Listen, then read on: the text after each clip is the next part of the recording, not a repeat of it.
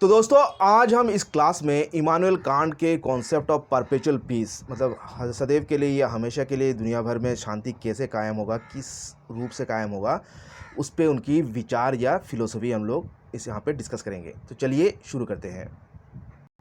A distinctive feature of Kant's political philosophy is its cosmopolitanism, globalism और internationalism. देखिए, Kant की जो राजनीतिक जो फिलोसफी है, पॉलिटिकल सिद्धांत है, उसमें आपका वो एक विश्ववादी थे। कॉस्मोपॉलिटिज्म मतलब सभी देशों की, सभी कल्चर की एक सम्मिश्रण में या आपस में तालमेल रहने को सपोर्ट करते थे। ग्लोबलिज्म या विश्वीकरण या इंटरनेशनलिज्म जो आज के लिए पॉलिटिक्स में, जियोपॉलिटी में बहुत ही एक चर्चित विषय है। इंटरनेशनलिज्म किस तरह एक देश दूसरे देश के साथ तालमेल बजा के रखेगा जिससे कि सभी लोगों का, सभी देशों का मतलब आपसी तालमेल से फ़ायदा होगा, तो इसको इंटरनेशनलिज्म कहते हैं। इंटरनेशनल कोऑपरेशन, इंटरनेशनल ट्रेड, जैसे कि बहुत से इंटरनेशनल यूनियन जैसे फॉर्म हुए हैं, जैसे कि आपका सार्क हो गया, बिम्स्टेक हो गया, आपका ब्रिक्स हो गया। ये सब एक विश्वीकरण की एक मतलब प्रचेष्टा है, विश्वीकरण की ओर ले जाने वाले एक मतलब चेष्टा है दुनिया भर की देशों का।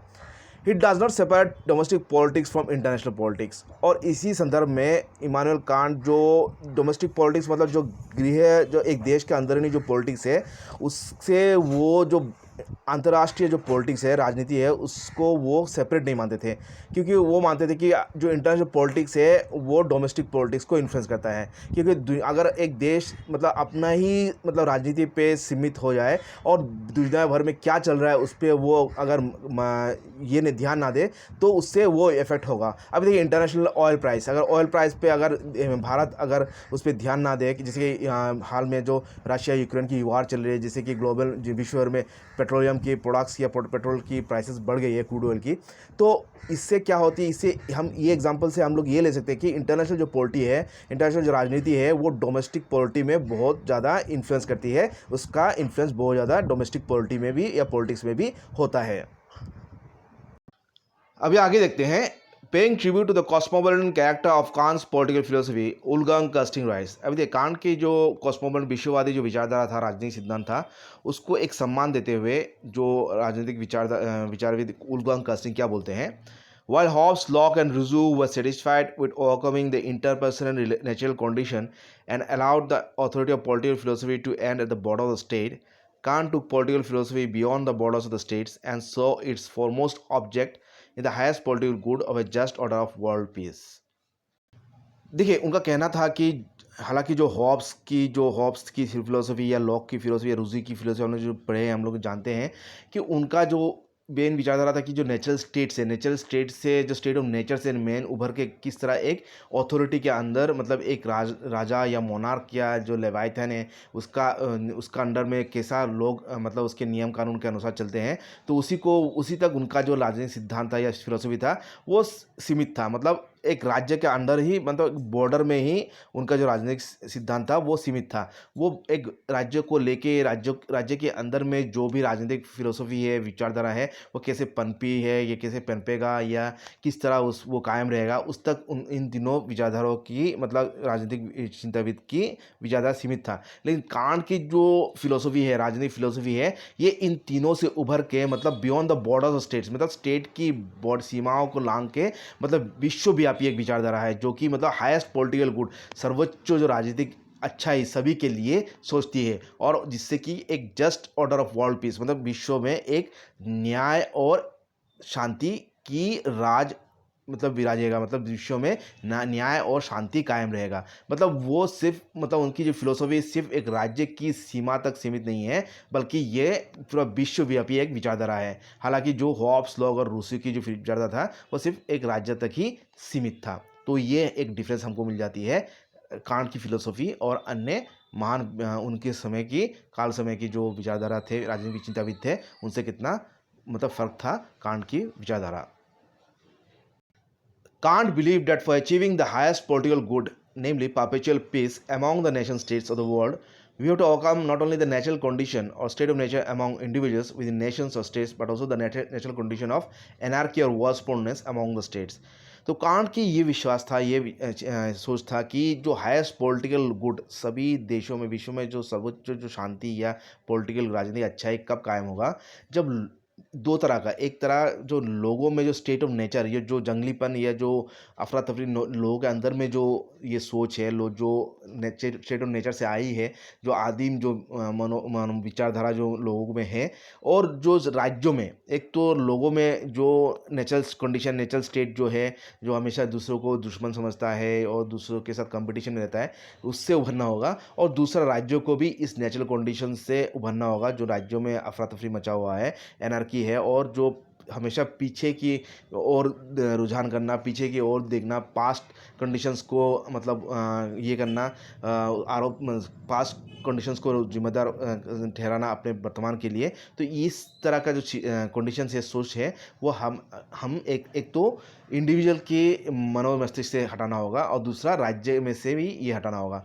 तो in fact he saw this two levels of natural condition to be interrelated, और ये राज्य में और लोगों में, व्यक्ति विशेष में, ये दोनों अगर चीज़ रहेगा तब दुनिया में या राज्यों में ये शांति कायम नहीं हो सकता। तो ये दोनों इंटररिलेटेड है। जब राज्य में लोगों की एक इकाई, हर लोगों की समष्टि ही एक राज्य बनाती है। मतलब कई लोग मिलके जब एक शहर बसाते हैं या गांव बसाते हैं, उनकी कई गांव मिलके ही राज्य होता है। तो गांव या शहर मिलके राज्य होता है। तो ये टू लेवल, मतलब ये व्यक्ति विशेष में जो नेचुरल कंडीशन है और जो राज्य विशेष में नेचुरल कंडीशन है, ये दोनों इंटर रिलेटेड है। ये दोनों ही आपस में मतलब एक दूसरे पे निर्भर है। और अगर व्यक्ति विशेष में अगर नेचुरल कंडीशन से उभर सकता है व्यक्ति विशेष, तो राज्य से भी ये नेचुरल कंडीशन से हम हट सकते हैं। तो इससे हमें क्या होगा, हाईएस्ट पॉलिटिकल गुड मिलेगा, और राज्य विश्व के राज्यों में शांति कायम होगा हमेशा के लिए। अभी आगे देखते हैं। He maintain the universal principle of right justice has to govern not only domestic politics but also international politics. तो कांट ये विश्वास करते, ये मानते थे कि जो यूनिवर्सल प्रिंसिपल, जो विश्व ब्रह्मांड में जो एक राइट नीति या न्याय की जो एक प्रिंसिपल है, फिलोसफी है, वो मतलब ना कि सिर्फ डोमेस्टिक पॉलिटिक्स मतलब राज्य के अंदरूनी राजनीति को गवर्न करेगा, बल्कि विश्व की पॉलिटिक्स को भी गवर्न करना चाहिए, उसको भी चलाना चाहिए, उसको भी यूनिवर्सल प्रिंसिपल ऑफ जो राइट या जस्टिस है उसके आधार पर चलना चाहिए। तभी ये शांति या नेचुरल गुड या हाईएस्ट गुड हम अचीव कर सकते हैं हर राज्यों में या विश्व में। He writes, moral practical reason within us pronounces the following irresistible veto: there shall be no war either between individual human beings in the state of nature or between separate states, which although internally law governed, still live in a lawless condition in their external relationships with one another. देखिए, can't कहते हैं कि नैतिकता के आधार पे या तर्क के आधार पे हम अगर देखें तो हमें ये चीज़ कायम करना होगा कि there should be no war, मतलब कोई भी तरह का युद्ध नहीं होना होगा इधर बिटवीन इंडिविजुअल ह्यूमन बींग्स, या तो ये एक व्यक्ति विशेष के अंदर मतलब लोगों के अंदर का झगड़ा हो in the state of nature, और बिटवीन सेपरेट स्टेट्स, मतलब ये तो एक राज्य तो लोगों के अंदर शांति कायम कर लेता है क्योंकि वो एक लोगों के अंदर मतलब एक सिस्टम के अंदर चलता है। लेकिन जो बाहरी राज्यों के साथ जो युद्ध है उसके लिए तो वो अपने आप को स्वाधीन कर लेता है, कोई नियम से लागू नहीं करता है। इससे क्या होता है, कोई भी एक जो शक्तिशाली राज्य दूसरे मतलब दुर्बल राज्यों पर कभी भी हमला कर सकता है, कभी भी अटैक कर सकता है। तो ये नहीं होना चाहिए। और तो मतलब वो अपने आप को तो अंदरूनी हिसाब से वो एक नियम के अनुसार चलता है, लॉ गवर्न होता है, लेकिन बाहरी तरह से बाहरी जो रिलेशनशिप है, जो उसका इंटरनेशनल रिलेशनशिप है, उस पे भी उसके लिए भी उसको एक नियम के आधार पे उस पर एक नियम लागू होना चाहिए, जिससे भी इससे कोई भी राज्य मतलब एक दूसरे के साथ झगड़ा में लिप्त ना हो। और इस संदर्भ में कांट आगे कहते हैं, for war is not the way in which anyone should pursue his rights. It can indeed be said that this task of establishing a universal and lasting peace is not just a part of the theory of right within the limits of pure reason, but its entire ultimate purpose. और can't कहते हैं कि युद्ध जो है या लड़ाई झगड़ा जो है, ये कोई भी मतलब कोई एक जरिया नहीं है कि जिससे कि लोग अपना अधिकार पा सकें। और हम ये कह सकते हैं दैट दिस ये जो यूनिवर्सल और लास्टिंग पीस की जो कार्य है, जो प्रणाली है, जो चेष्टा है, ये एक थ्योरी नहीं है, पार्ट ऑफ थ्योरी ऑफ मतलब मनुष्य की जो प्योर रीज़न है, जो न्याय या युक्ति संगत के जो नियमों के अंदर एक मतलब एक पार्ट नहीं है, बल्कि इसका अल्टीमेट पर्पस है, उसका पूरा गोल ही होना चाहिए। जो मनुष्य की जो नियम या न्याय कानून का जो व्यवस्था है या कानूनी व्यवस्था है जो कि न्याय या युक्ति पे आधारित है, उसका अल्टीमेट पर्पज़ ये होना चाहिए कि विश्व ब्रह्मांड में मतलब विश्व में शांति किस तरह कायम किया जा सके। ये मतलब एक पार्ट नहीं, उसका एक पार्ट ऑफ उसका थ्योरी नहीं होना चाहिए, बल्कि उसका अल्टीमेट पर्पज़ ही हो जाना चाहिए। मतलब जितना भी लॉ है विश्व का, जितने भी जो नियम कानून है, उसका अल्टीमेट पर्पज़ होना चाहिए क्या, एक विश्व में किस तरह लास्टिंग पीस, मतलब युद्ध विहीन, युद्ध से परे होके विश्व में एक शांति कायम करना। और इसी संदर्भ में जैसे कि हम देखते हैं, जैसे बड़े बड़े, जैसे आपका नेटो हो गया, आपका जैसे कि आपका पहले हो गया था यूएन हो गया, तो इस तरह का जो ऑर्गेनाइजेशंस है, बड़े बड़े ऑर्गेनाइजेशंस जो कि विश्व में इसी पर्पज़ में, उनका अल्टीमेट पर्पज़ क्या होता है कि विश्व में किस तरह युद्ध ख़त्म किया जा सके और एक देशों में या लोगों में किस तरह भाईचारा या सद्भाव कायम किया जा सके। अभी आगे देखते हैं। Kant disapproved of the reduction of global politics to international diplomatic relations of governments. देखिए आजकल क्या हो गया है, जो एक इंटरनेशनल जो ग्लोबल पॉलिटिक्स क्या हो गया, सीमित रह गया सिर्फ इंटरनेशनल डिप्लोमेटिक रिलेशंस है। एक देश दूसरे देश में अपना दूतावास कायम कर लेगा, फिर उनसे बातचीत करेगा, फिर एक मतलब कोई प्रोटोकॉल्स आदान प्रदान हो गई, या एक देश का मतलब प्रधानमंत्री या जो विदेश मंत्री उस देश को विजिट करेगा या घूम के आएगा। तो इस तरह का रिलेशनशिप ग्लोबल पॉलिटिक्स में नहीं होना चाहिए, एक मतलब एक डिप्लोमेटिक रिलेशंस तक सीमित नहीं होना चाहिए।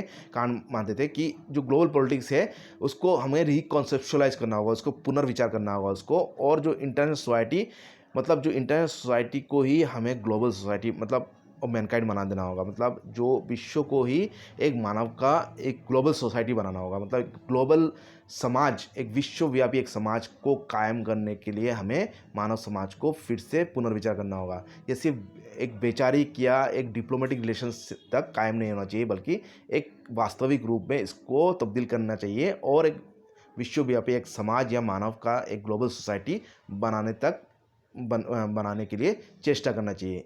तो ये था कांट के सिद्धांत। Kant did admit that there is a distinction between domestic laws and the law of nations, in that the latter, unlike the former, is concerned both with the relationships of one state to another and relationships of individuals in one state to individuals in another and of an individual to another whole state.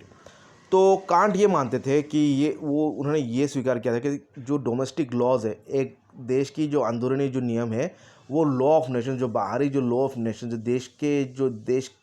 एक देश के दूसरे देशों के साथ जो नियम है, उनमें तो डिस्टिंक्शन है, उनमें तो मतलब पार्थक्य है।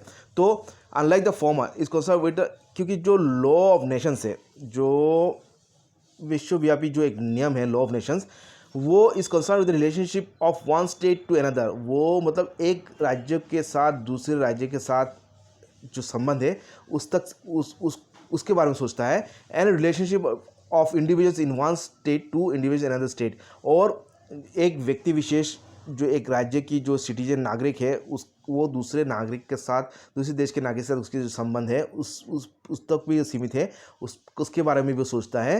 And of an individual to another state, और एक व्यक्ति विशेष एक राज्य की उसका जो रिलेशनशिप है दूसरे देशों के साथ, उसके बारे में भी ये सोचता है। तो जो डोमेस्टिक लॉ है, वो अंतर्राष्ट्रीय जो लॉ है, लॉ ऑफ नेशंस है, उसमें कई डिस्टिंक्शंस हैं, कई मतलब उनमें फ़र्क है। तो दोस्तों ये था इमानुएल कांट के फिलोसफी ऑफ परपेचुअल पीस। तो राजनीतिक सिद्धांत जो जिससे कि दुनिया में जो चिरकाल के लिए, अनादिकाल के लिए शांति कायम हो सकता है, हमेशा के लिए शांति कायम किस तरह होगा, उसके बारे में कुछ विचार। ये बाकी के जो सिद्धांत विचार हैं वो हम लोग नेक्स्ट क्लास में डिस्कस करेंगे। तो आज के लिए इतना ही। आशा करता हूँ आप लोगों को अच्छा लगा है तो लाइक कमेंट कीजिएगा और चैनल को सब्सक्राइब कीजिएगा। और बाकी का क्लास आप लोगों को अगर चाहिए तो कमेंट सेक्शन में लिखिएगा। Thank you.